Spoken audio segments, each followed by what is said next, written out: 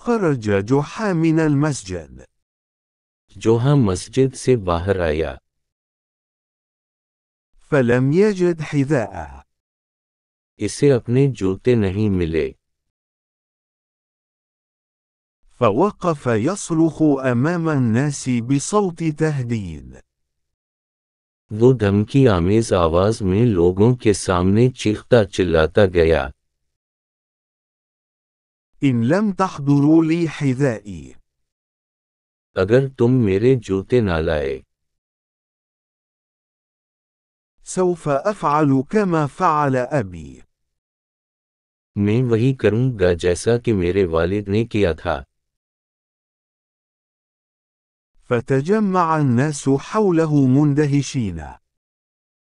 और लोग हैरान होकर इसके गर्द जुमा हो गए, وسألوه और इन्होंने पूछा, وماذا فعل أبوك؟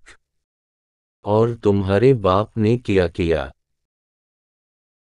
فقال مهدد इसने धमकी देते हुए कहा,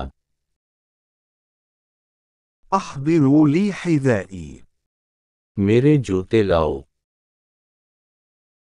وإلا سوف أفعل كما فعل أبي.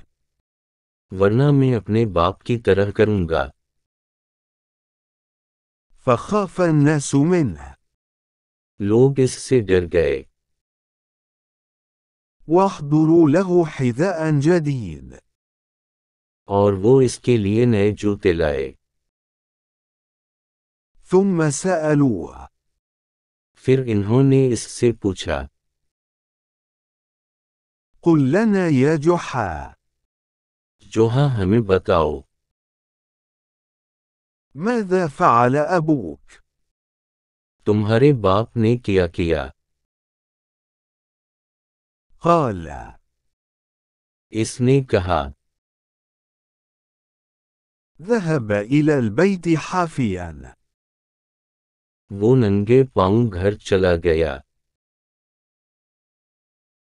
خرج جحا من المسجد فلم يجد حذاءه، فوقف يصرخ أمام الناس بصوت تهديد: إن لم تحضروا لي حذائي سوف أفعل كما فعل أبي. فتجمع الناس حوله مندهشين، وسألوا: وماذا فعل أبوك؟ فقال مهدد: أحضروا لي حذائي وإلا سوف أفعل كما فعل أبي. فخاف الناس منه واحضروا له حذاء جديد. ثم سألوه: قل لنا يا جحا ماذا فعل أبوك؟ قال: ذهب إلى البيت حافيا.